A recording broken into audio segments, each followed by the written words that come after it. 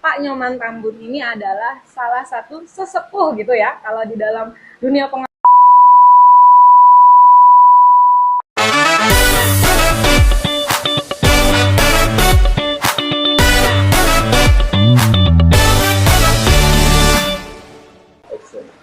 Halo semeton Bawaslu dimanapun berada, kita kembali lagi dalam acara Taksu, talk show seputar pemilu. Halo Paman. Halo. Kita sapa penonton. Ya, swastiastu. Oke. Baik, jadi semeton hari ini kita sedang bersama Pak Nyoman Tambun. Jadi beliau adalah salah satu pengawas kelurahan desa di Begelang.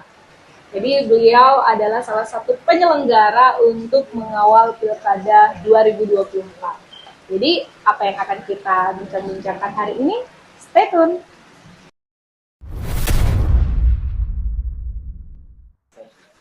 Ya, jadi untuk semeton di rumah, disclaimer kalau Pak Nyoman Tambun ini adalah salah satu sesepuh gitu ya. Kalau di dalam dunia pengawasan tuh beliau udah malang melintang. Kenapa?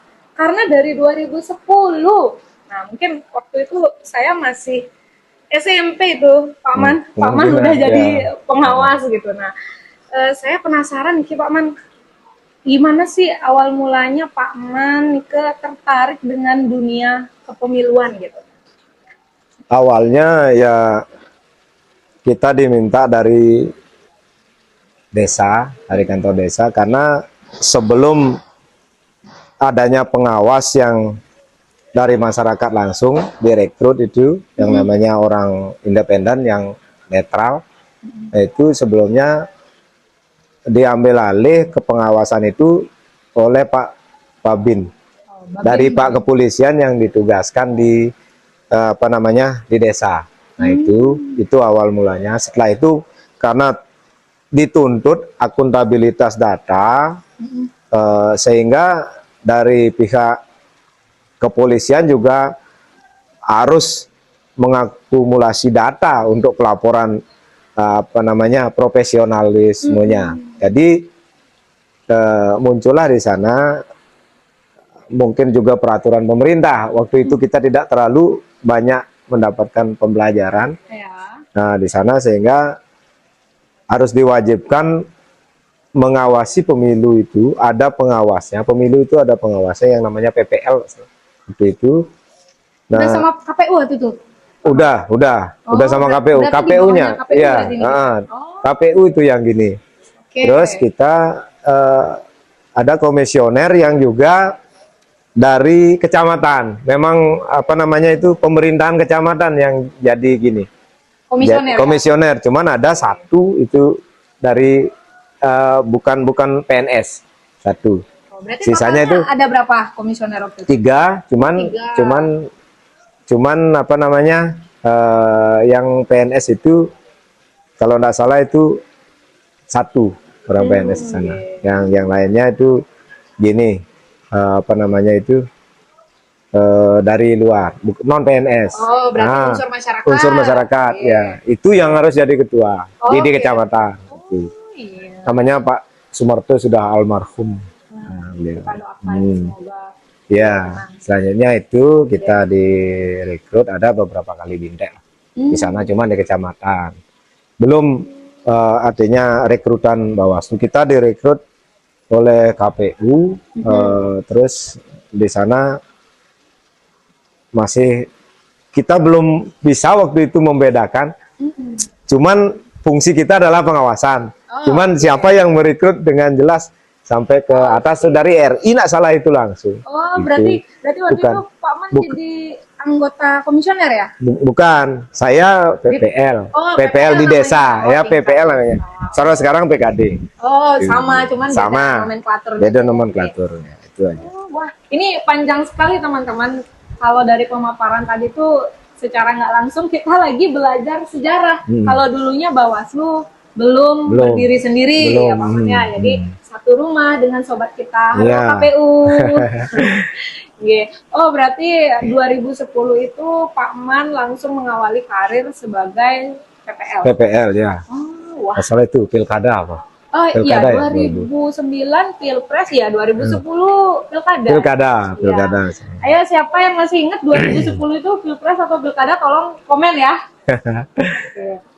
Oke, nah Paman Niki sepanjang perjalanan dari 2010 ke 2024 ini kan kurang lebih udah 14 tahun. Nah ini kalau yang dari Pak Man rasakan, apa sih perbedaan yang sangat mencolok gitu dalam mekanisme pengawasan atau mungkin dari regulasinya gitu dari 2010 ke 2020? Kalau dari awal 2010 sampai sekarang memang banyak berubah, jauh itu perubahan. Pertama dari segi perlindungan hukum, secara perlindungan hukum kita dulu belum rasanya, masih rawan. Oh, gitu. Masih rawan, tapi ketika itu temperamen politik agak masih stabil lah, masih rendah. Enak kita. Tapi perlindungan kita itu rawan. Karena perlindungan secara hukum kita dalam melakukan langkah-langkah itu masih belum kita kuasai. Belum begitu belum banyak bisa. dikasih bintek-bintek ya, gitu. Belumnya juga bintek, juga di pengawalan secara hukum itu belum kita dapatkan dengan jelas. Oh, tidak sesettle sekarang.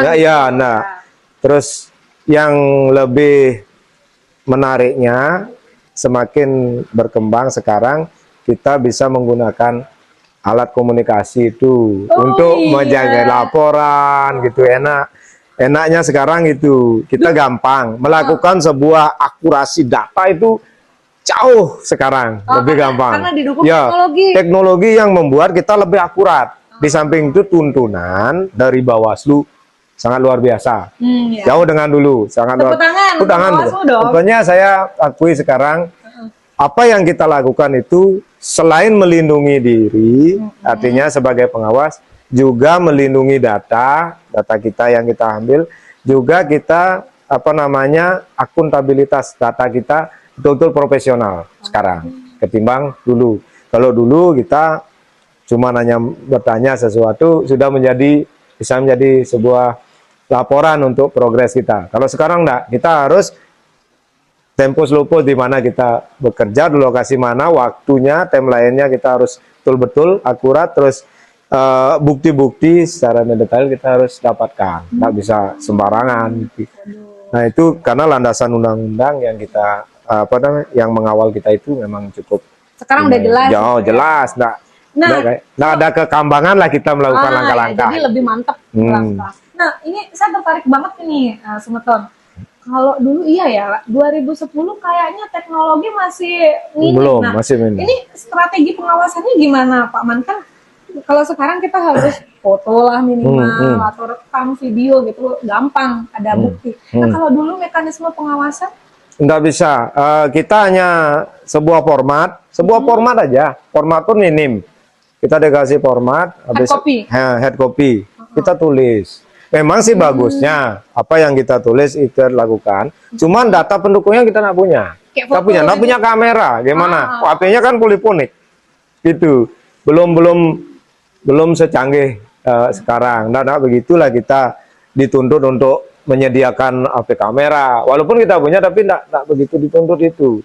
Terus ketika kita melakukan langkah-langkah, kita belum bisa masih ngambang gitu, masih ngambang dengan bagaimana kita melakukan progres langkah-langkah pengawasan gitu, tidak ada pembinaan yang tepat gitu.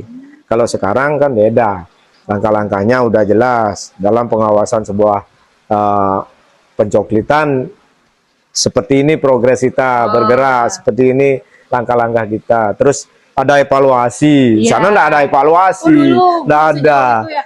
Nah, terus ini nanti untuk pendokumentasian, maksudnya arsiparis hasil-hasil pengawasan. Kalau sekarang kan kita udah settle, ada form A kumpul. Nah, kalau dulu itu seperti apa mekanismenya? Tidak ada form A.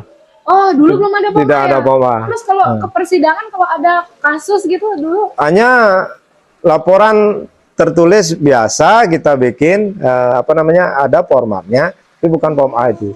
Bukan POMA, saya masih ingat. Terus kita bikin, nanti di kecamatan yang ngurus itu gitu. Gitu. Untuk dokumennya enggak. Soton. Ya.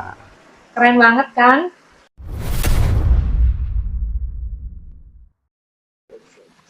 Oke, kalau tadi kita udah banyak dikasih tahu pemaparan sejarah gitu ya, teman-teman.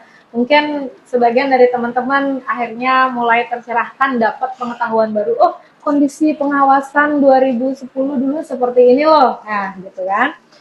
Ini kata Pak Man tadi kan sempat nyinggung tensi politik kalau sebelumnya itu lebih adem ya dibandingkan sekarang. Ini karena pengaruh teknologi juga Pak Man ya. Kalau sekarang apa-apa baru sekarang ngomong di sini nanti udah muncul. Nanti udah muncul di media. Nah, itu artinya masyarakat semakin melek partisipan politik, partai politik itu peserta pemilu juga semakin edukatif gitu Pak Man ya, makanya lebih terasa dinamikanya semakin kesini gitu ya.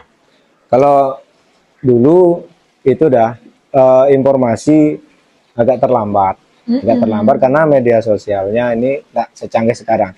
Terus sekarang dukungan dengan media sosial sehingga masyarakat itu sangat cepat mendapatkan informasi dan juga hal-hal yang memang dilarang secara hukum dalam hajatan pemilu itu dipublikasikan secara otomatis di sana, sehingga kita itu gampang mengedukasi masyarakat.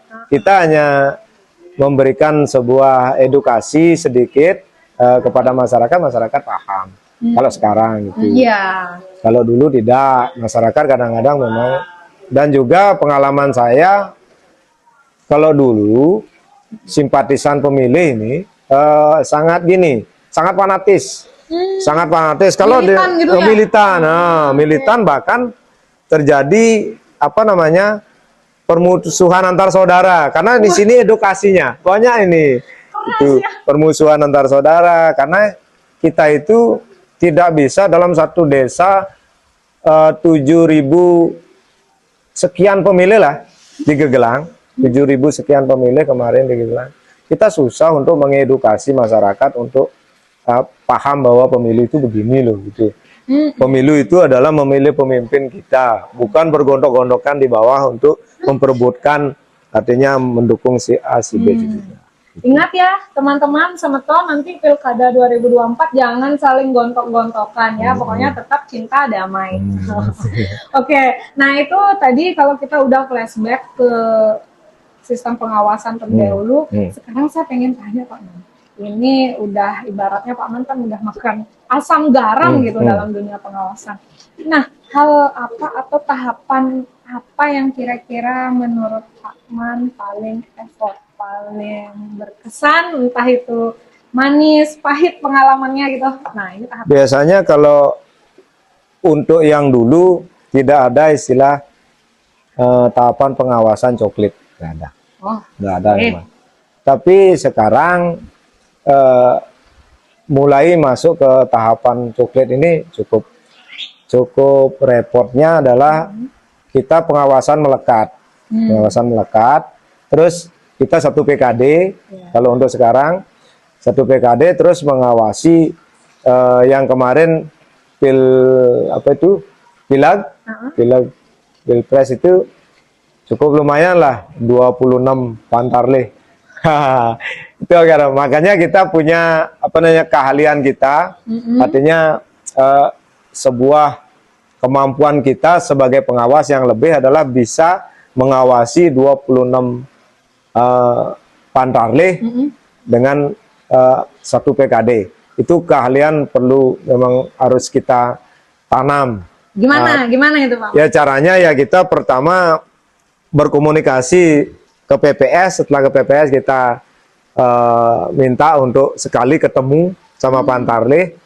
Nah kita minta seluruh media komunikasinya biar kita dapat berkomunikasi langsung. Juga kita di sana membahasakan bahwa kita sama-sama penyelenggara.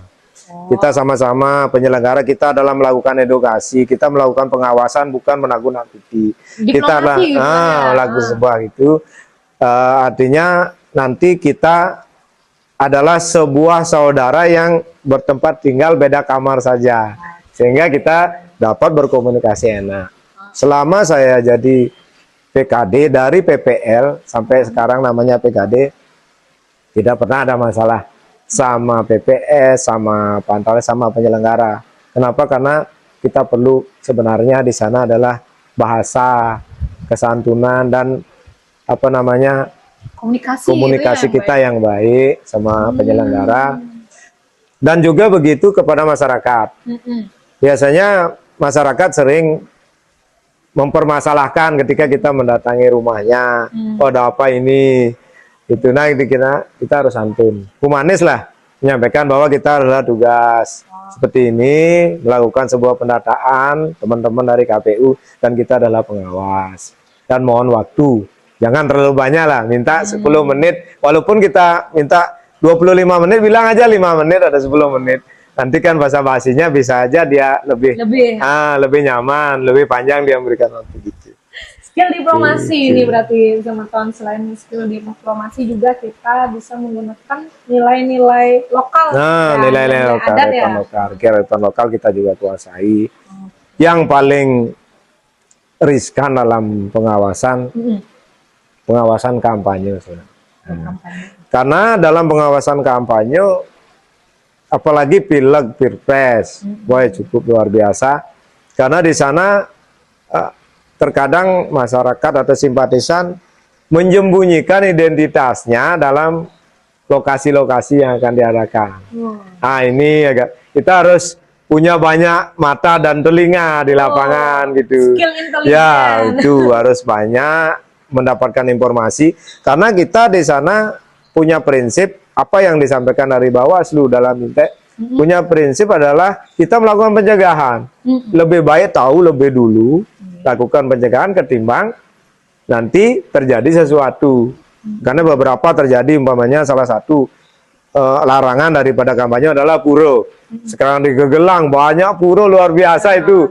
Kalau dibilang berapa itu ratusan puro yang terkadang pemimpin puro, ketua dadio atau ketua banjar itu karena ada tempat yang di sana luas, kadang-kadang itu. Nah, bagaimana caranya kita memberikan pemahaman? Nah, kita tidak langsung menjegal, oh ini dilarang, nggak bisa begitu. Kita lakukan sebuah diplomasi dulu, terus lakukan pembimbingan kepada masyarakat, pendidikan tentang politik kepemiluan, kita berikan edukasi masyarakat, sehingga masyarakat itu secara otomatis pelan-pelan paham, oh ternyata ini yang namanya tempat ibadah kita nggak boleh, oh ini ternyata namanya sekolah nggak boleh gitu, sehingga secara otomatis ini akan berkembang. Nah di samping itu kita juga nanti sarankan lah sama tokoh-tokoh pada Sangkepan Banjar gitu, atau Sangkepan organisasi sosial lainnya lah di lapangan kita sampaikan. Kadang-kadang karena mereka sudah tahu bahwa yang itu lama jadi pengawas pemilu, secara otomatis masyarakat langsung bertanya. Otomatis itu paman dia mau ngadain kampanye gini-gini atau mendatangkan tamu gitu. Itu pada saat kampanye saya mau gini-gini, apakah boleh di tempat ini gitu biasanya. Sehingga kita langsung secara otomatis dari zona merah. Nah, dari zona merah di pemilu kedua itu bila tahun berapa, 2015. Gegelang. Zona merah pernah sempat, mana sekali.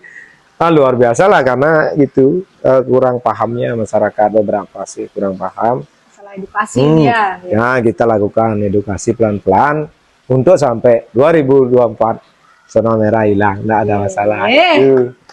Tepuk tangan dulu. Langsung karo lah. Ya. Nah, ini ngomong-ngomong soal tahapan yang paling berkesan kan kampanye ya, yang butuh effort gitu. Nah, kalau Pak Man sendiri pernah punya pengalaman yang tidak enak nggak terkait kepemiluan? Terkait kepemiluan ya pada saat pemungutan suara. Pernah. Kapan? 2000 pileg pilpres ini yang sudah lewat ya, baru lewat. Gimana itu, Bang? Itu awalnya sih memang ya namanya geografis Gegelang, cukup nggak salah itu 2 kilo lebih, hampir 3 kilo lokasi bentangan, lokasi TPS itu hampir 3 kilo antara di ujung desa sampai di ujung desa itu ada 26 TPS terbentang di sana. Nah, kita melakukan pencegahan lah, karena di sana kan di mana-mana sebuah pemilu kalau sudah masa tenang, kita tetap sangat intens turun ke lapangan bersama pengawas TPS. Kita juga memberikan bimbingan kepada pengawas TPS untuk memberikan informasi secepat mungkin apalagi bila ada hal-hal yang mengacu ke pelanggaran. Nah, di sanalah kita melakukan progres, menyelesaikan beberapa masalah-masalah kecil seperti penempatan TPS, seperti pemungutan. Di pagi-pagi kan banyak itu tim sukses. Aduh, saya mau gitu bener. Saya mau ngantar ini orang tua, saya mau wakili. Kan kadang-kadang sudah berargumen, artinya menyampaikan bahwa tidak boleh melakukan perwakilan gitu.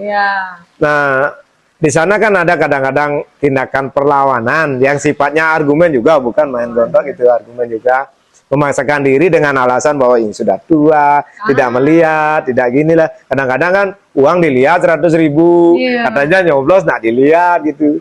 Kan, nah di sana kita perlu edukasi. Kalau mau mencoblos sesuatu yang tidak diketahui, boleh kok. Kan TPS masing-masing kan sudah menyediakan di depan, di papan pengumuman itu, mana mau dipilih, ini mau ke provinsi, ini mau ke kabupaten, ini mau ke RI, ini presiden, kan bisa dijelaskan dulu. Nanti silakan ya. Nah gitu. Makanya cuma saya alasan untuk mewakilkan saja, untuk menggelembungkan sesuatu. Nah di sana bisa banyak ini yang bisa dicegah dengan cara takutnya juga menggunakan hak pilih orang lain. Ini hampir beberapa TPS terjadi. Ini kerawanan ini menggunakan hak pilih dengan cara surat panggilan orang tuanya C6 itu disetor mau bahwa itu adalah orang tuanya gitu. Nah, ini kita lakukan pencegahan lah. Dengan progres ini waktu itu terjadi dehidrasi karena tidak sempat melakukan istirahat sejenak. Terus capek, capek luar biasa. Demi mencegah terjadi pelanggaran itu loh, sama tahu. Hampir pingsan, hampir saja itu. Cuman untungnya saya bisa mengambil alat komunikasi untuk menghubungi teman-teman di Panwascam untuk melakukan penanganan dini biar bisa ada sedikit vitamin lah untuk di asupan untuk saya waktu itu, juga perlindungan karena cukup yang saya bilang tadi 3 km warawiri 10 kali udah cukup luar biasa itu. Ini demi mencegah politik uang, demi mencegah potensi penggelembungan suara. Luar biasa. Makanya di sana cukup pengalaman yang luar biasa bagi kita. Nah di sanalah perubahan pengalaman dari tahun ke tahun, pemilu ternyata beda jauh. Cuman kita lebih akuntabel dengan dukungan gitu dari Bawaslu, fasilitas apa yang harus kita pakai alat kerjanya, dan juga fasilitas yang kita miliki seperti HP, Android yang bisa kita untuk melakukan akurasi data lah ya. Tapi ini Paman akhirnya udah dapat penanganan kan? Penanganan ya, enak. Ini masuk info 1 jam, udah bisa, masih dalam proses pungut hitung itu. Sampai pagi bisa. Masih tugas lanjut sampai pagi. Saya nggak mau gini. Ini definisi tonggak demokrasi bangsa yang sebenarnya. Nih buat kalian yang masih suka nyinyir, aduh pengawas tuh ngapain aja nih sekarang ini ya? Tanggung jawab betul-betul, nggak bisa itu perlu. Karena itu menjaga moralitas kita di sana, mempertahankan harga diri di sana, mempertahankan harga diri lembaga juga perlu kita melindungi. Karena apa? Biar tidak Bawaslu dianggap sebuah lembaga yang hanya dengar-dengar pelanggar. Di sana ada edukasi di bawah banyak. Bukan saya aja, teman-teman banyak yang pengalaman juga nelpon gini-gini. Oh gini caranya. Antar PPL kita juga sering komunikasi, antar PKD. artinya apa? Ada permasalahan, sesuatu permasalahan yang terjadi di desa lain itu, kita komunikasi yang intens. Karena kita juga melakukan bukan saja ke kecamatan, juga antar teman kita, karena kita saling bertukar pemikiran di sana. Makanya dikuras lah di sana. Di ujung tombak perjuangan itu, pungut hitung, kita harus menguras betul-betul tenaga, pikiran, kemampuan kita harus dikeluarkan semua. Oke, saya speechless. Keren banget.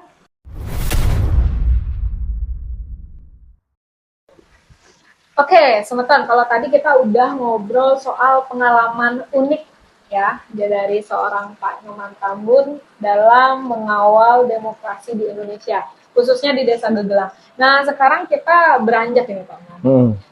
Kedepannya mungkin akan ada regenerasi, mungkin semeton-semeton, adik-adik kita berminat menjadi seorang pengawas gitu. Nah, menurut Pak Man, value diri atau kualitas diri seperti apa sih yang harus minimal harga mati gitu yang harus dimiliki oleh seorang pengawas? Gitu.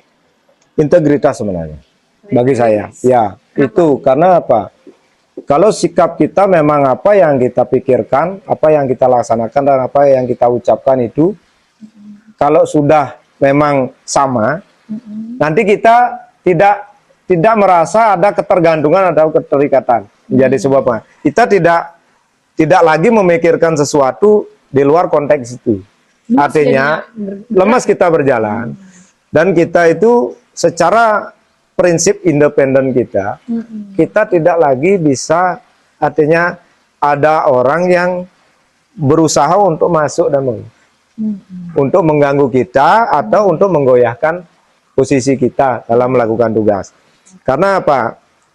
Dengan sikap kita yang betul-betul independen, mengalir dia, tidak ada keinginan kemana-mana gitu, sehingga kita itu muncul menjadi orang yang betul-betul netral di lapangan. Netral itu sangat luar biasa. Bahasanya memang pendek, katanya memang pendek, tapi kalau kita jalani, kita maknai, betul-betul berjalan dengan sifat itu, saya yakin tidak ada yang bisa menggoyahkan, apalagi sebagai Bawaslu kita berdiri dari bawah, saya sendiri sebagai apa namanya, kalau di bawah bongkolnya itu untuk tidak menggerakkan ke atas. Nah, jadinya kita lebih nyaman lah melaksanakan tugas. Sama siapa kita berkomunikasi, oke, tidak ada masalah, tidak ada ketakutan, tidak ada rasa was-was.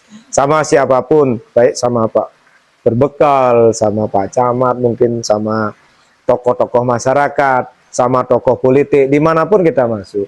Karena apa namanya, netralitas kita itu betul-betul bisa, bukan saja kita yang menjamin, saya aja yang menjamin, tapi mereka juga bisa menjamin. Mereka bisa mengakui bahwa orang ini netral, betul-betul. Nah, itu pesan kita di sana, pesan saya sendiri, generasi muda yang betul-betul ingin nanti menjadi apa namanya, mengabdi kepada masyarakat. Dasarnya adalah keikhlasan, tulus ikhlas kita melakukan tugas-tugas, terus lakukan tugas itu dengan sifat yang betul-betul netral. Jangan kita berprinsip adalah saya harus memenangkan si B, saya harus mengawal si A. Nggak bisa, nanti pasti jatuh. Pasti jatuh itu, nggak bisa. Pengalaman saya dari 2010, tidak ada yang pernah mau ada yang menggoyah atau menyerang secara kelembagaan, tidak. Karena edukasi dan komunikasi saya di masyarakat bersama tokoh masyarakat, nah itu perlu komunikasi yang bagus lah, yang netral gitu. Berarti selain netral, komunikasi, skill komunikasi juga harus dikuasai itu, betul-betul. Nah, itu udah ada bisik-bisik. Jadi buat kalian yang mau bergabung menjadi penyelenggara ya, satu, netral. Terus yang kedua, komunikasi. Komunikasi. Oke. Nah, terus harapan ke depannya, Pak Man? Harapan ke depan, Bawaslu lebih memperkuat diri, dan juga kalau bisa, mari kita bergerak dengan tupoksi dan aturan yang betul-betul apa namanya, betul-betul bisa membangun negara kita dengan nuansa politik yang enak lah. Jangan sampai nuansa politik ini menjadikan sebuah sebuah negara dalam satu keluarga nanti, jangan sampai seperti itu. Nah, kita betul-betul artinya mengawal ini secara demokrasi, apa kepentingan negara itu yang kita jalankan karena kita membawa amanah. Itu kita dahulukan ya? Itu kita dahulukan. Amanah itu yang perlu kita keluarkan karena setelah kita berjalan dengan amanah itu, maka hidup kita pasti akan nyaman. Mantap. Oke. Nah, itu dia tadi Semeton, tak terasa kita udah sekitar 25-30 menit kayaknya ada nih ngobrol sama Paman sambil ngopi gitu kan. Makasih. Banyak banget pengalaman yang dibagikan. Semoga ini bisa menjadi tauladan bagi generasi yang selanjutnya yang berminat terutama untuk masuk ke dunia pengawas dan juga penyelenggara. Terima kasih Pak Man, ilmu-ilmu yang tidak saya dapatkan, mungkin juga penonton tidak dapatkan juga ya dalam catatan-catatan literatur, tapi Pak Man bagikan. Saya berharap semoga Pak Man bisa tetap mengemban amanah Desa Gegelang dapat tetap kondusif. Nah, Pilkada 2024 semoga sehat selalu. Oke, itu dia Semeton untuk talkshow edisi yang kali ini. Sampai berjumpa di next session. Bye-bye.